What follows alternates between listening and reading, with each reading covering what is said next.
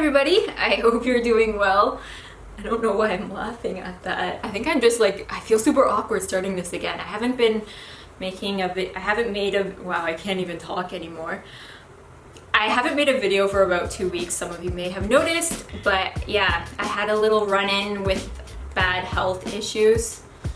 You're probably here for my hospitalization. This is getting painful. Watching this is more pain than I probably felt in the hospital. I was in the hospital for a while, as most of you know, because I made a bigger deal out of it than needs to be, probably with the photos and stuff on Instagram and whatnot. And it probably took a lot more time off than I needed to, but now I'm here to explain it. I could just tell you exactly what happened and how they fixed it really quickly, because I realized after tweeting about it, looking for pity, that a lot of people have had way worse surgeries and continue to have way worse problems than me, but no.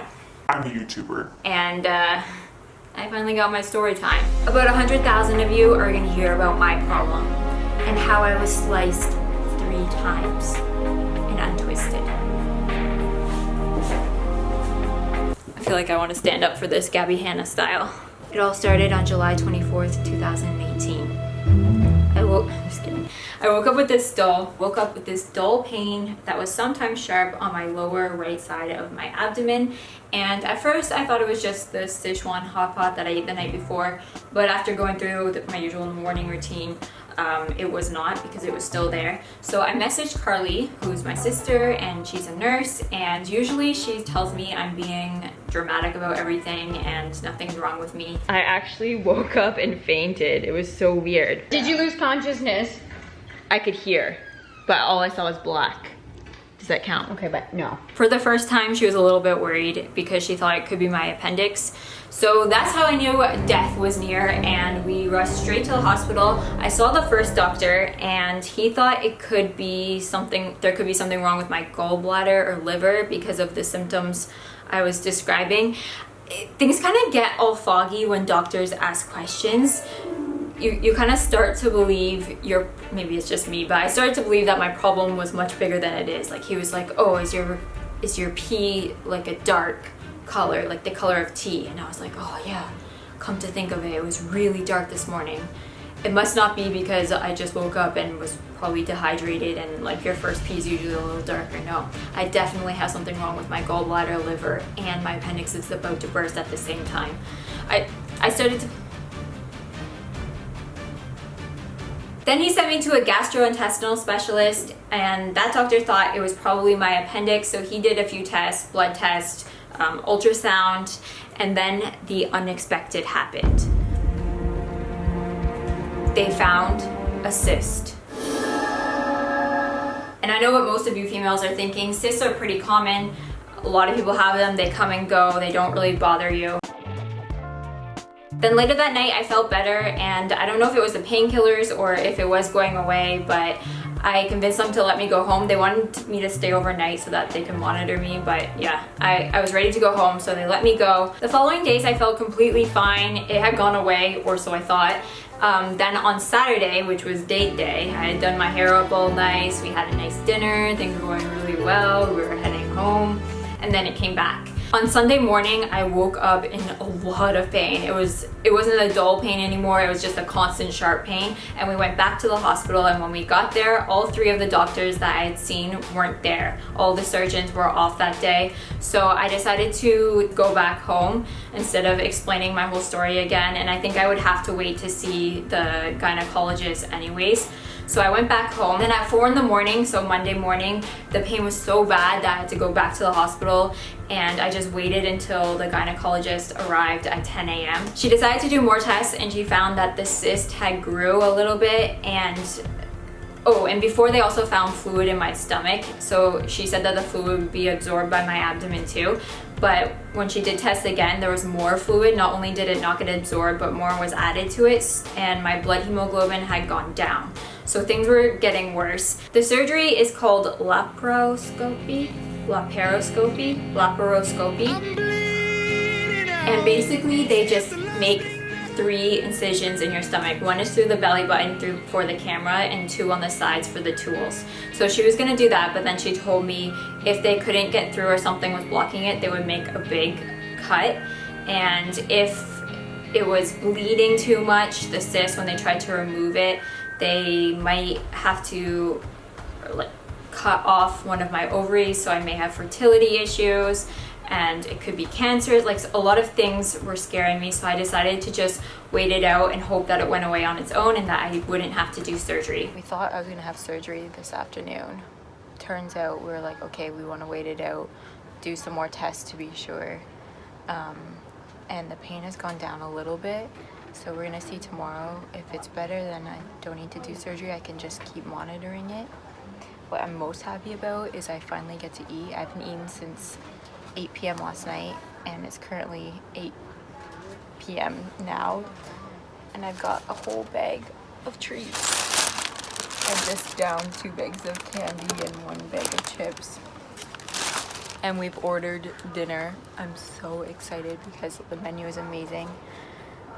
Tom got the signature clay pot rice. I can't wait to try a bit of that. And yeah, I'm just gonna have a feast, have a good sleep here tonight, hopefully. And then tomorrow they're gonna do more tests, make sure everything's still good. Hopefully the pain goes away, and then I can go home. I then decided to do a CT scan to sort of rule out anything else it could possibly be and just narrow down exactly what's going to go on in the surgery. It's an amazing thing. It saves lives.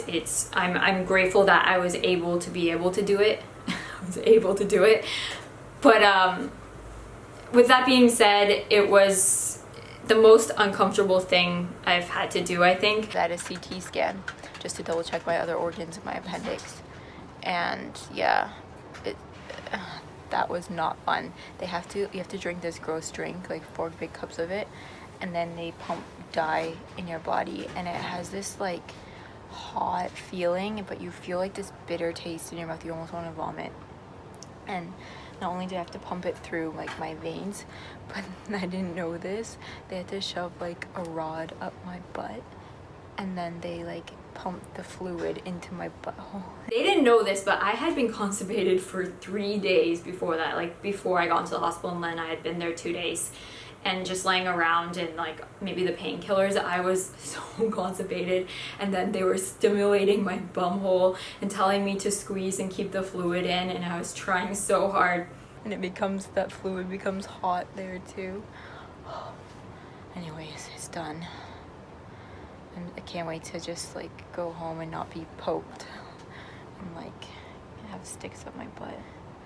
That was my first time feeling something on my butt. Is that too much information? My first anal experience was by a nurse here. Ew. I just filmed this. I'm ugly. We'll talk about it. This is our dinner. Tom got the clay pot rice. It has abalone mushroom chicken, and they cook it in this clay pot, and it's their signature dish.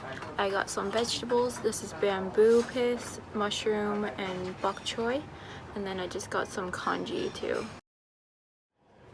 Good morning, guys. I'm drinking coffee because TMI, but I can't poo, and they told me to walk around to relieve the gas, but when I walk around it hurts.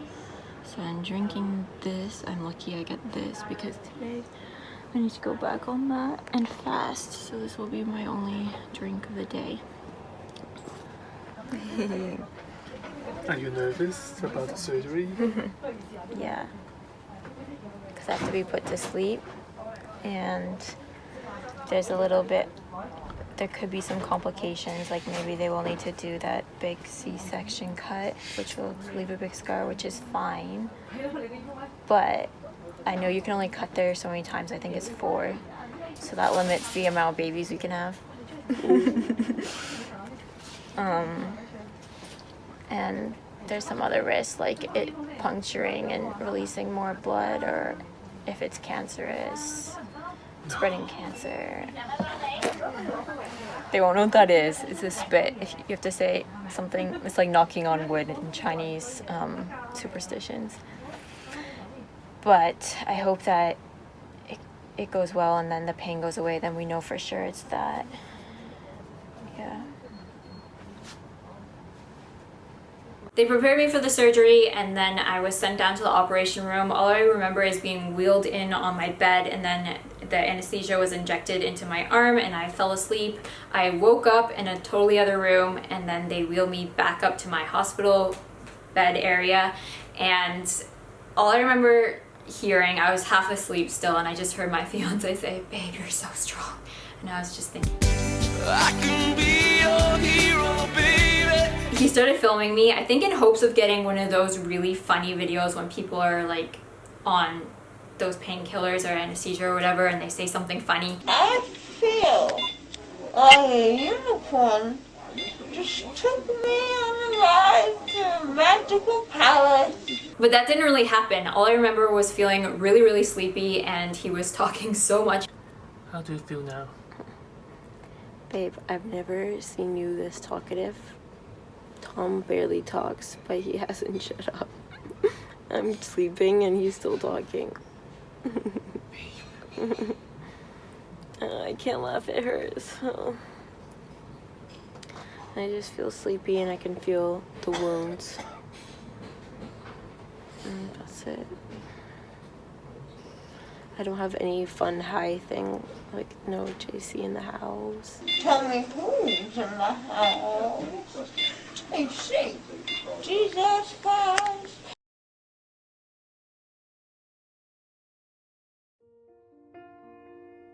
So the surgery went well. I was able to have the laparoscopy, the 3 cuts, the 3 small cuts in my stomach, and they went in, they were able to remove the cyst, which turns out, now that I've had my follow-up appointment, it was a corpus luteum, so it wasn't one of those, it was nothing bad, it was like a normal friendly one. What was actually causing me the most pain, which they didn't see in the test, was my ovary was twisted around 1.5 times. They think that maybe because the cyst was growing bigger and bigger, it got heavy and it caused my ovary to twist, but they don't know for sure. So they were able to go in, remove the cyst, and untwist my ovary, and yeah, that pain went away pretty much instantly. I didn't feel it after.